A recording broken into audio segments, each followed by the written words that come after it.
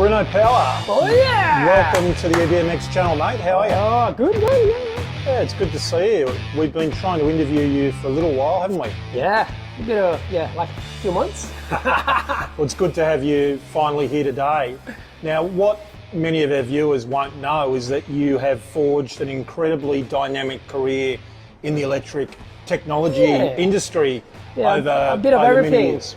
Yeah, it's some of the names that spring to mind are Luna, Emax Electric, El Mofo, racing cars, Batrium BMS, yes.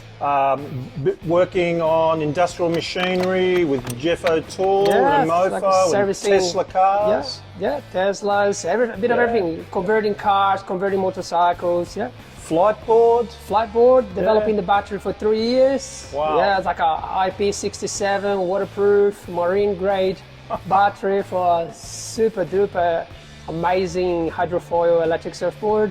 And even more names, so Ubco, two-wheel drive, Fonzarelli scooters, trying to make a super fast one, ASI, the controller, motor controller, and spend a lot of time with them, and finally EBMX. This guy's here. So Bruno, tell me about how you got involved in the technology industry. Where did it all start, mate? Started, I think, since the time I was born, pretty much. So my father, my uncle, they are like a computer and electronics engineers, and being surrounded by the environment. And my dad worked for IBM for 37 years, so he used to take me on the weekend to see IBM in the machines in the factory, building amazing stuff, mainframes and all this. And I was just like, wow, I gotta get into technical. That's it, you're just watching this every day. And then my friends, suddenly everything around me, all my mates, we're all engineers, technicians, there's always something. So I was like, just the environment was just perfect. My brothers, they all, everyone, we're just kind of like a bubble, engineering bubble. And then I moved to Australia in 2009. And riding my bike and stuff. I had my V6 car. You had the big Aussie V6 car. V6. I didn't want a V8 because it's too much money. And I was like, all right, I'm gonna get a V6. It's pretty fast. And one day I just had this thing. I was like, I always want to have an electric bike, but I was a bit. Electric bike is basically the easiest way to learn about motor, batteries, controllers and stuff. I was like, I want an electric bike because it's convenient, you can put it anywhere, it's tiny, it's lightweight, and it's easy to prototype and understand things. So I was like, that's it, I need an electric bike. And I started researching technologies, but everything was very raw back in 2009, 2010, 2011. So I kind of waited for a little bit, was enjoying V6, and then, and then eventually I was like, around 2013, 14, I started taking things a bit more serious. And then I started doing my trike project. So it was like, I want to have something like a 40 kilowatts push bike. And then I was like, to be practical on a push bike, I need to make a trike. And then I started this project where there was a lot of money, and I didn't have the space. And so Bruno, of course, most people would know you from your social media personality, and personally I've been following your social media on YouTube since about 2015. So you were one of the first ones, I think you were one of the first ones to actually show a YouTube video on BBS HD, Bafang, which probably wasn't even called Bafang back in those days. No, it was called 8 Fun, and it was actually they transitioning the brand. So basically there was out of my frustration because I finally decided to go with Bafang, and then I was like, there's no information there. So no one's got any information. So I was like, I'm gonna start posting something here, and I want to show.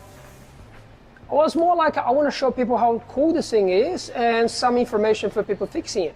And I wasn't even talking in the videos.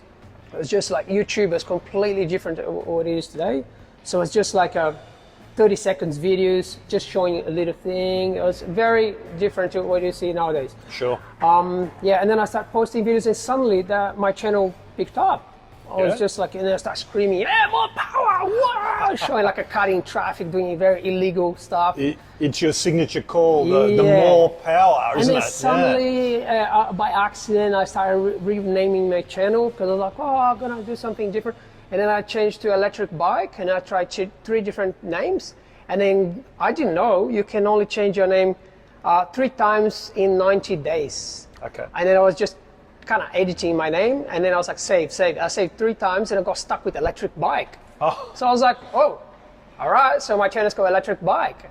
And then I was stuck in, it was actually a great thing because people searching electric bikes, they come up with, my channel was just first come up. And then suddenly, I think I was like, when I had 2,000 subscribers, Google Australia started to contact me. Hi, we really like your channel. We like your, you're very promising. I was like, whoa. And then by the time I had 3,000 subscribers, I was the 2nd biggest electric bike channel in the planet. Wow. 3,000 subscribers. Look how Google and YouTube changed since then, huh? Yeah. So yeah, and then like it's just like people calling me from Canada, from US, from Europe, offering me work. Like, do you want to come and move to Canada? Do you want to come? I was like, well, hang on. And tell us about one of those particular job offers, because a lot of people won't realise that you actually worked for Luna Cycles, and I think I was number 3. You were the number 3 employee. Yeah, in number Luna. 3 because for Eric. Yeah. And then his girlfriend, and then me. And you were holding up all the back end really with the technical side of things. Yeah, because like they're doing the business queries. and the orders, and I was doing all the technical stuff here. But that's the thing. And you were doing that remotely from Australia. Remotely from Australia, online with the time difference and everything like that. Time difference, so it's a bit like a zombie. And at the same time, I was working here in Australia for Emax e-bikes, which later changed to Emax Electrics. So you had a day job and then and a night job. So man. Full on. And then I remember I was on holidays, and then it was like in Queensland, paradise, everything beautiful. And I was just, hang on, I need to do some Lunar Cycle stuff. And I was like, replying mails, and I was like, this is wrong. Like this. So. And then I kind of had to give up on a job, and there was a conflict of interest because both companies are selling Bafang. Yes. And both companies, and then I started to have a little bit of a fight, and then eventually Emax Electrics joined with EM3V, Paul, and then there was a fight. Paul's based in China? In China, yeah. English guy, live in China, he's been doing business for many years, and then we joined with Paul, because Paul had a larger business than our business, and we started giving support in Australia. Sure. Then Paul and Eric started having a commercial fight for the Bafang, like so they had this fight, like a business fight, and then but because we own Paul's side, so Eric stopped talking to me because it's like, wow, I can't talk to you because you have confidential stuff, and then it was a bit awkward, but yeah, eventually they still have a little bit of a fight there, but like they kind of like one's going this way, the other one's going the other way, and there's Suron now, it's keeping Eric very busy. Paul is doing a lot of battery builds there, so it's like they kind of like stop talking. And Bruno, there's another name that I just want to throw into the mix there as well, and maybe some interest is Justin from Grin, because you know Justin very well. Yeah. As well. Many years. Yeah. And Justin, of course, for people that know, has effectively funded Endless Sphere or started Endless Sphere. Justin, it's kind of like he's one of the electric bike gods, if you're going to say, he's like the guru. He's the guru. He's like a next level, Yep. like ultra smart. His IQ would be something that would just explode your brain. 5 minutes talking to him. He's amazing. Very unique person, like ultra smart. And he's done so much for electric bikes. It's just next level. I could spend like 25 minutes talking about Justin, like he's amazing. You first met Justin in Taipei, is that right? Talking to Justin for like, online and stuff. Yeah. And in 2016, I think. Yep. And then we went to Taipei, and then everyone, all these people that we've been always chatting, we all met in Taipei. Yep. And we spent the whole week there. A great fusion of the electric community from around the world. Heaps of companies from the US, Europeans, Asians, Australians, everyone together. Okay. And it was probably like one of the highlights in my career. Like it was awesome time. I think we're all hoping that COVID will go away so that there can be drive again. some more of this collaborative stuff going on with the electric community. There's so much happening, we're stuck. And Bruno, tell us a little bit more about, you've worked, as you've said, for Emacs, and then you started doing some work for Batrium and Elmofo. And also Jeff O'Toole with Tesla. Yes, exactly. So basically, all right, so we start with Batrium. Yeah. I made my trike, and then my trike was pretty much like, it wasn't a bike, wasn't like something like that. It was more like a mini EV, right? So it was like a mini car or motorcycle. So Jaron, Batrium owner. Yes. And the head of everything, right? So he is like, because we all neighbors, right? So we just met, and then he's like, hey, do you want to try my Batrium in your trike? I was like, yeah, sure. So I ended up like buying one kit, and then he gave me some parts, so we start trying. And then eventually we're like, hang on, do you need anyone working there? It's like, yeah, I need someone desperately. I was like, well, I can go there. It's a bit like 2 hours away, but I was just jumping on a train. So you commute from Sydney? Commute from Sydney. Did you bring your bike from Sydney as well my on bike the train? from Sydney, because I figured out the sitting in the car was too boring and I'll get tired. I remember driving along in Lake Macquarie and seeing you on your bike. I won't say pedaling, but maybe on the throttle on your BBS HD with maybe... what did you do to that bike? Did you have a phase runner or something in it? It seemed to have a lot of power, man. Just a bit of modified and a bit of a... Battery pack on the back. Backpack battery. In the rain, on the throttle, beating the cars along the lake road there in Lake Macquarie. I remember one of the first times I saw you were doing that in the rain, and I thought, who is this crazy guy? It looks like, you can't see battery, you can't see anything, so it looks like a normal bike. And so fast. Yeah. A bit of extra juice there. So you worked for Batrium? Yeah, Batrium. I did nearly 2 years working there with developing battery management systems, very advanced for like electric cars, like energy storage solutions, and then pretty full-on EVs. Like there was a project with helicopters and stuff. Yeah, there's a lot of things happening there, but it was out of my frustration because I was always building batteries for Emacs and servicing batteries from a million different companies. And then I was like, I want to understand BMS, battery management system. Because it's just, every time there's a problem with the battery management system. So I was like, I want to work for battery, I want to understand everything, so I join everything together and then get this puzzle right.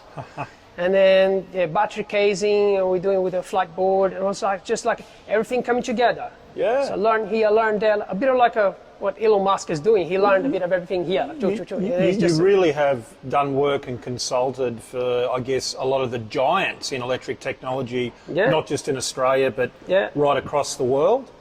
You've helped Flightboard, you've helped Ubco, Fonzarelli, you've worked with ASI, Hovercraft, and Tesla. And tell us a little bit more. So that's the thing, the companies, they don't know that I'm working for them. No. They don't know. It's kind of like I'm undercover. Undercover, They don't know. Like maybe like a Ubco, maybe the owners or the investors, they have no idea.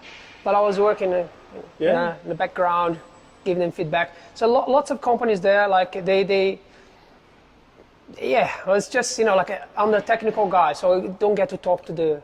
Yeah, you're not in the limelight doing those consultancy jobs, but you certainly are on your social media channels, Bruno. Yeah, social media as well, And for those of you that haven't seen the YouTube videos of your incredible trike, my understanding was that it runs 42 kilowatts. 42 kilowatts, and it was 35 kilograms. Oh, wow. So it's pretty... It sounds like a recipe fraught with disaster, Bruno. Yeah, but the thing is, I wanted to make just to show people that you can do it. It could be done. It can be done, but like, people are like, you can't do it because you're not going to have enough traction. I was like, well, why not? Just try it. Why not? Just try it. And then I realized that there's a lot of problems, and that's why I don't have many videos, but like I nearly died with the trike. Like I nearly cracked in half. In a way, Bruno, you really are part of this new inventors, this electric technology that a lot of people are dabbling with. You spend so many hours here at EBMX, you know, dabbling in research and development. Hello, what's the what's the cat? It looks like dead cat. What do you call your cat? Mr. Power. Mr. Power. All right, what's the story behind Mr. Power? Come on. Well, it looks so cool. Like I look at this thing and I'm like, I like it. Like I'm from the heavy metal era. So Bruno, tell us about another prop that you've brought in today as well. That's just sitting on the chair there. There's another really interesting pro. That's a DC motor from an electric car. Okay. And yeah, so this one was just like a internal short. It was a brand new motor. It was just a quality control thing that ended up passing, and I ended up with this huge rotor. Lot of copper in there. A lot of copper here. Yeah, DC motor. You have big brushes here, and that's a fan to like just to cool. Hey, it's heavy, isn't it? Don't drop it, man. I reckon this is at least 20 kilos here. Oh, so if you did 100 of those a day, you wouldn't need to go to the gym, man. My arms would be much bigger. I wouldn't fit in the frame. So cool. So Bruno, tell us about some of the existing projects you're working on. And there's one thing I know that comes to mind. You've mentioned to me a couple of times that you have a dream to build a trike or some type of amphibious vehicle and drive it across the lake. I want to make something like off-road capable, road capable. It doesn't have to be road legal. Yep. Just we gotta weigh a little bit, put some pedals, just to pretend. Don't need chain. Pretend pedals. Don't need chain. Just pedal. Just pretend. Yeah. So that's the advantage of pedals. And then but here we live at Lake Macquarie.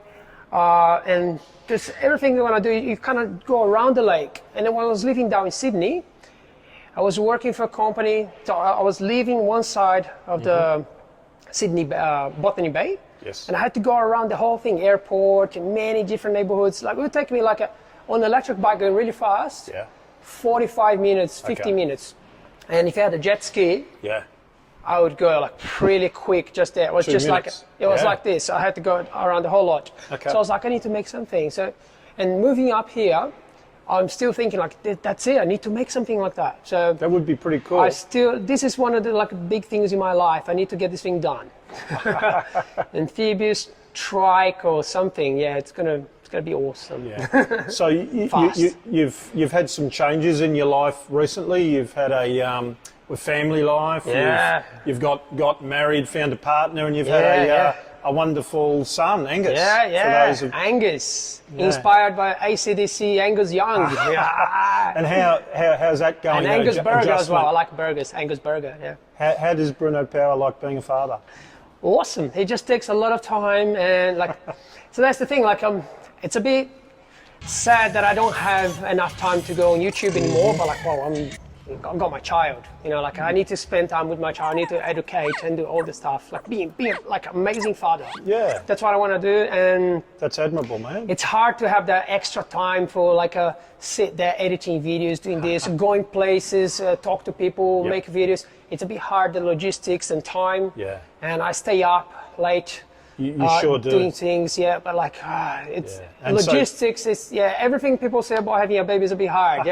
So for those viewers who've been contacting you saying, "Hey Bruno, can you make me this? Can you build me a battery?" Now they need to understand with a baby, it's very difficult, isn't it? You're already working here, consulting EBMX. Also at El Mofo, which is an incredible place. Yeah, we do. Tell us a little bit more about El Mofo, because I find that to be an incredible place. It's just, I could walk through El Mofo. It's so close. It's just behind there. Like it's like a 1 kilometer. Well, probably only 1 or 2 kilometers. Yeah. So basically, El Mofo is it started as they converted a DeLorean, the Back to the Future car. Wow. To electric. This is in 2010, 2011. Yep. Was all like, wow, electric car, that's crazy. And then he put a massive motor there.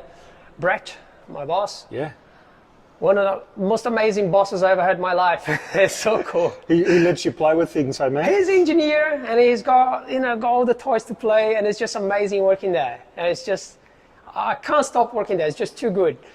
And have you got to work on the DeLorean? Because I understand Yeah, there's we're like actually a version revamping. 2. Yeah, revamping the DeLorean. We're making it a lot faster, and then we try to put a large Tesla motor. But the way the car is designed, it's just hard. Yes. The DeLorean frame is like an X, like this, and it's a bit hard to. We can't put a large Tesla motor in the back. Yep. We technically can, but it's a lot of work. So we're just putting a small Tesla motor, which is pretty fast, Yep. in the back, and it can't do anything in the front because the way the car is designed, you can't do any motors in the front. And we worked out some different designs, like using 2 YASA motors at 700 volts nominal. It was going to be crazy, but the budget is going to go. It's going to cost over between $70,000 and $100,000 if nothing goes wrong. Just for the battery. Battery, motor, Okay. controller was okay, Yep. but like just doing chargers and all this stuff, so I was a bit like going too far. So we stepped down and just using Tesla parts. We have 7 Teslas pulling million bits. 7 Teslas. 7 Teslas. Yeah, it's like there's a lot of Teslas there. So yeah, we do a lot of work stripping Teslas. It's a pretty cool problem to have, putting too many trying to fit Teslas. a Tesla into a DeLorean. Yeah, Now exactly. That's incredible. But we're making the battery, so like we're making a new battery from scratch. We got some good cells there, high current. Yep. So it's going to be awesome. There's a race car as well. So the Radical race car, the Champion in 2014 series. Yeah. Yeah, it was actually like people said it was the fastest car they've ever seen on track. Really? Like people say like it's just unbelievable. It's pretty impressive. Acceleration and top speed. Yes. Beating the 400 horsepower lightweight race cars. Wow. Like smashing, like the whole range from the bottom to the top. It's just unfair race. And this is what we like to see, Bruno, with that incredible, electric instant linear torque, but then also a car that can have, or a vehicle can have that top end to compete with, with gas and with petrol cars. Now, one thing that's happened at EBMX here that I'm just interested to get your opinion on is that we've had these Drill 1 electric bikes coming in. Drill 1 electric bikes. Yeah. I made some videos doing burnouts here the other day. Yeah. So basically, my first experience, so I came in, so the guys put the bike together out of the box. And then I arrived here, and the bike was just there, and I was like, wow. I've been looking at the photos, like seeing the bike in the computer, but like in real life, it's like, this is awesome, like the tubing, the frame, everything's just amazing. So you fell in love with this neon yellow bike. Yellow and red. Yellow with a red motor. I like yellow and red. Look, my business card here. They're your colours, man. Yellow and red, or like anything vivid colours. Yeah. They are cool bikes. Amazing bikes. First time I twisted throttle, I was just like, I'm gonna give it a go a little bit. And I just twisted throttle, and then I left the burnout here, and I was like, what? But I didn't feel the burnout. I just hear the burnout, and I looked, there was a black mark. I was like, yeah, I love that bike. I love the bike. It's awesome. Well, Bruno, you've had an incredibly interesting career so far in technology and electric technology. Yeah. What's left for you to do other than the amphibious trike to? Oh no, it's endless. So there's always something new happening, and it's like when you think you reach there, there's always more. It's like it's exponentially growing. So yeah, it never ends. Sometimes I go like 6 months without posting any video on YouTube. YouTube, Facebook, and Instagram are my, the way I display my work, the way I present my work. Yep. Sometimes something happening in my life, or too much work, or baby, or something, and then I go for months without posting there. But there's always things coming, like it's just endless. Keep posting, man. You are an absolute social media genius with some of the stuff that you do, and you have an enormous respect in the electric community. So that's the thing. That's the thing I really like. Like this social media, it enabled me to play my hobby. Okay, it just enables me like, I'm going to talk to Justin. Justin's like, I watched your videos. Yeah, cool. It's kind of like we're friends. And then when I talk to Bo, when I talk to Miroslav, when I talk to anyone there, like Eric, or like anyone, like a Paul, M3V, And like any other names, like they say, I've seen your videos. Yeah. You know, I've seen your videos, and it's kind of like a instant connection. I don't have to go and convince anything. I don't have to handle my resume. I don't have to send a nice email. It's just like, hey, how are you doing? It's like we're friends. So this is like a very cool thing that like. It sure is. Yeah, maybe one of the best things happening in my life was actually this thing, like this power to talk to people. Like the electric revolution is here. The future is electric, and Bruno, you're a really big part of it. You're a role model to so many electric enthusiasts. I often get some comments on my channel, people saying you inspired me, like it changed my career. Sure. And sometimes I get comments saying. My son is asking. How did you get to where you are? How did you get where you are? Exactly. And then I'm like, you're just gonna dream. You're just gonna go for it. Yep. Like I'm not a rich guy. I don't earn a lot of money, and I'm very passionate. I talk a lot. Just stick to what you love doing, and you're gonna get there. Bruno Power, thanks for being part of the EVMX channel today. Oh yeah! Ha ha!